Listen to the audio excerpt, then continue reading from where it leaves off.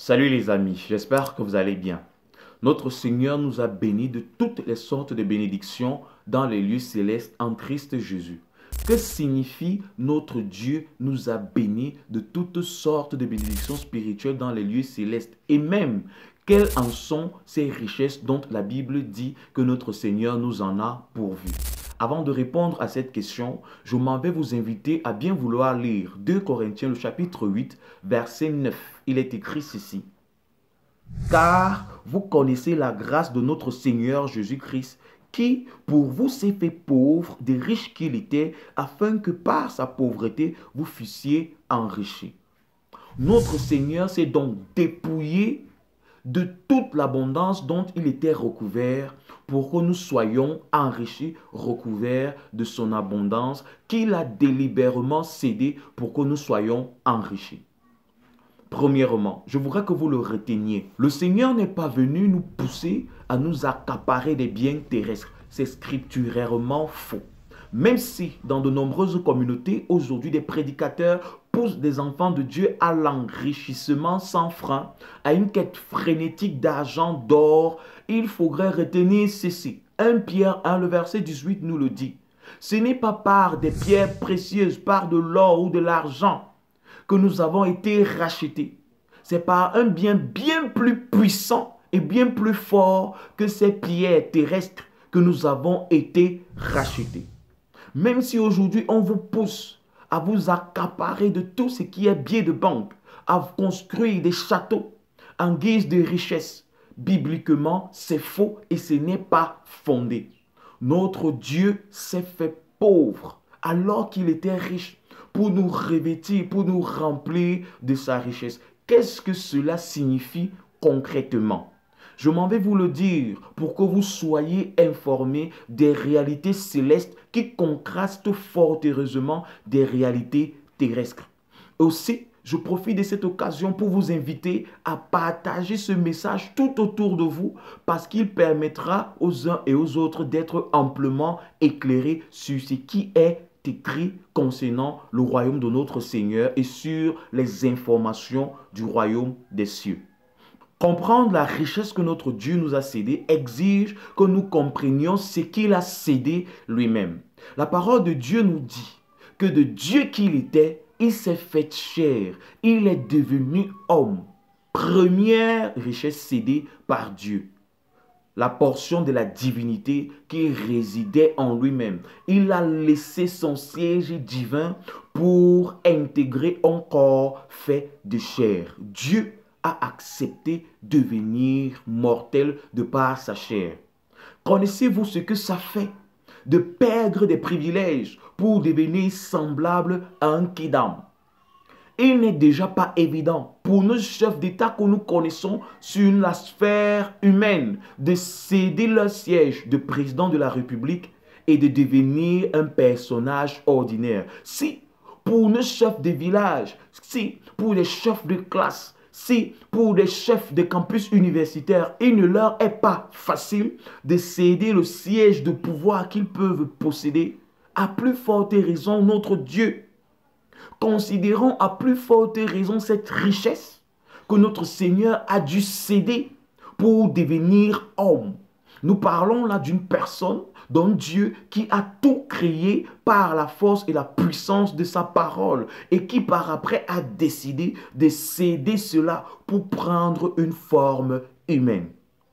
Si on vous posait la question, mes très chers frères, de céder à l'instant T votre nature humaine pour devenir un porc, mourir comme un porc et sauver la vie des porcs, accepteriez-vous de le faire?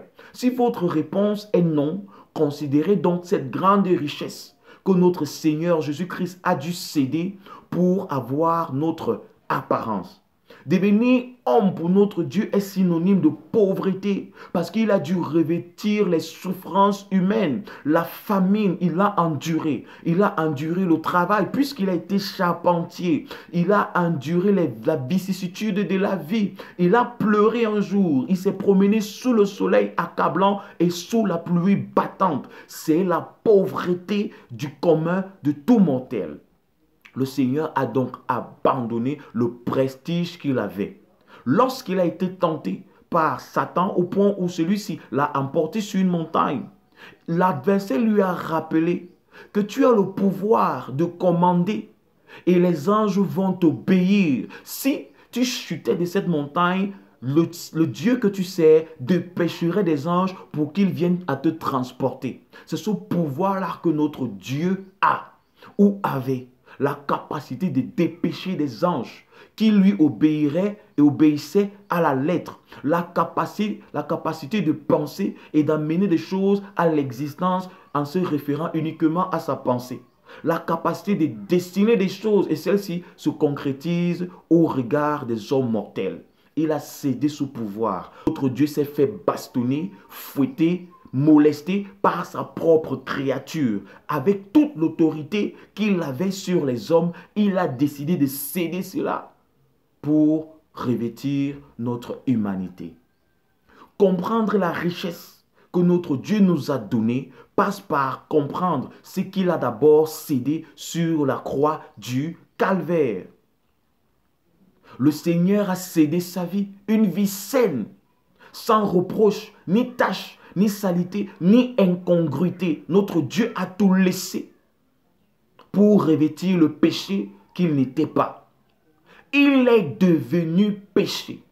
La parole nous rappelle qu'il s'est déchargé de sa sainteté et il a revêtu l'image de la corruption. Lui qui était incorruptible, qui n'a pas connu le mal, il est devenu mal pour nous revêtir de sa seigneurie. Comprendre la richesse que notre Dieu nous a donnée passe par comprendre ce qu'il a accompli pour nous. Nous n'étions pas dignes de nous tenir devant notre Père, mais à cause du nom de Jésus-Christ, nous pouvons nous tenir au-devant de lui. Notre Seigneur nous a accordé ce qu'aucune loi humaine ne pouvait nous offrir, la possibilité de devenir enfant de Dieu. C'est donc quoi les richesses dont la parole de Dieu nous parle. Lisons ensemble Éphésiens le chapitre 1, du verset 3 au verset 9. Découvrons ce que la parole de Dieu nous présente comme richesse. Béni soit Dieu, le Père de notre Seigneur Jésus-Christ, qui nous a bénis de toutes sortes de bénédictions spirituelles dans le lieu céleste en Christ. En lui, Dieu nous a élus avant la fondation du monde pour que nous soyons saints et irrépréhensibles devant lui. Première richesse, la sainteté. La sainteté n'est pas une richesse commune aux païens ou à toute personne n'ayant pas reçu Jésus-Christ dans sa vie comme Seigneur et Sauveur. Je m'en vais donc vous donner la définition de ce que c'est que les richesses dont le Seigneur nous a pourvus. La richesse que le Seigneur a accordée aux chrétiens est tout simplement tout bien inaccessible aux païens. Ici, la première est la sainteté.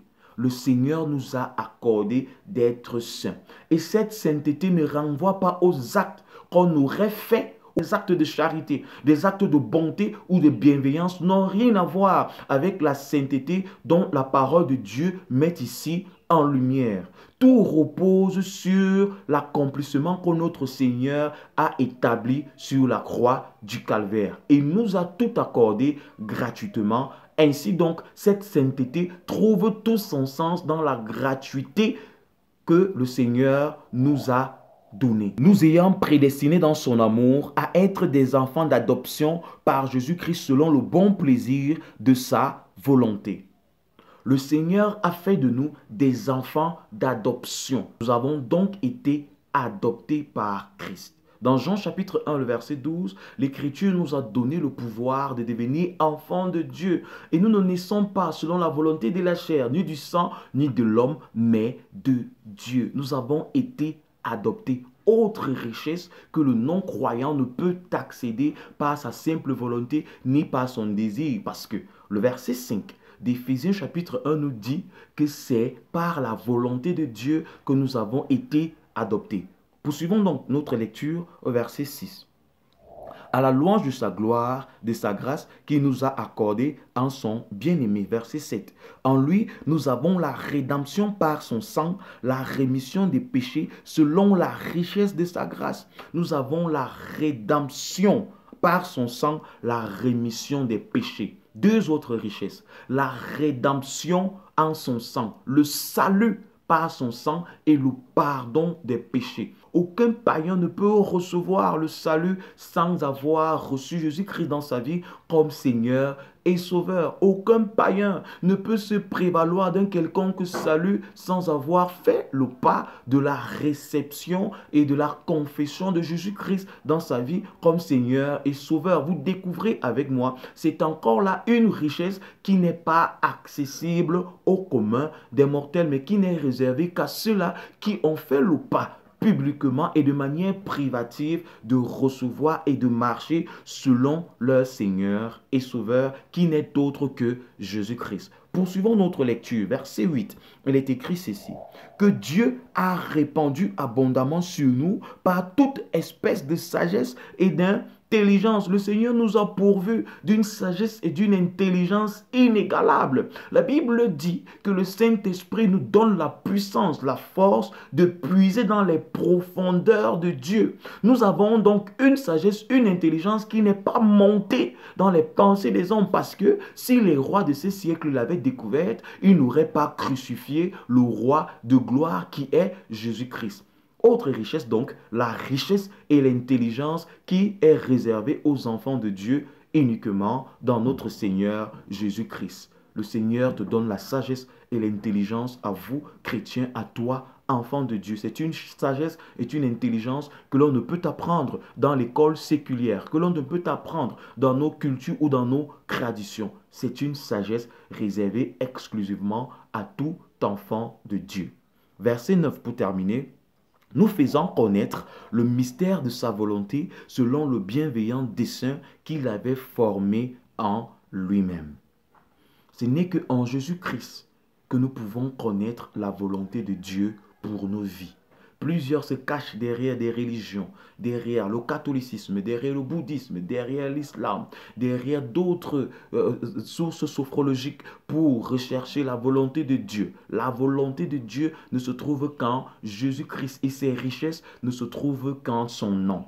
Alors, tous ceux qui vous enseignent les 15 voies par lesquelles vous pouvez être bénis, les moyens par lesquels vous pouvez vous accaparer des richesses terrestres ne sont pas plongés dans la parole de Dieu. Ce sont des antichrists qui ne cherchent qu'à vous séduire. La parole de Dieu n'est pas venue pour nous rendre riches. Naturellement, l'homme sait quoi faire pour être riche. Le Seigneur est venu nous rendre riches des bénédictions célestes pour que par elles, nous puissions également sauver ou alors être des canaux par lesquels le Saint-Esprit passerait pour gagner des âmes. Le Seigneur nous a enrichis pour gagner des vies, pour sauver des âmes, pour prêcher l'évangile de Dieu de manière efficace. Alors, chers ouvriers, levez-vous, sortez de cet évangile de prospérité qui vous pousse à tordre l'évangile de Christ ou alors à utiliser la parole de Dieu par la manipulation, par des enchantements, par des endoctrinements et par des envoûtements pour induire des gens en erreur et ainsi sacrifier des vies à Satan.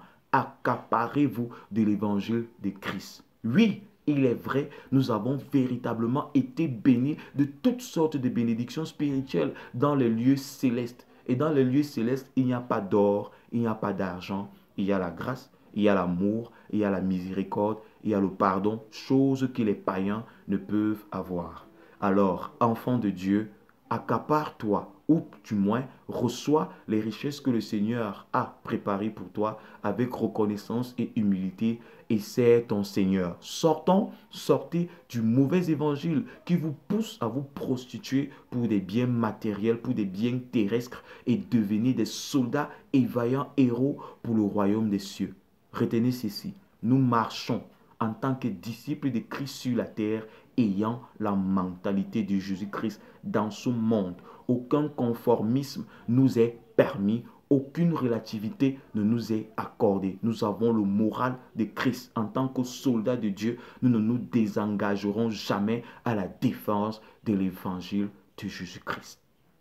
Vous connaissez à présent de quelle richesse notre Seigneur nous en a pourvu. Sachez en faire bon usage tout autour de vous et partagez ce message à vos frères, à vos sœurs qui en ont très certainement besoin. Que le Seigneur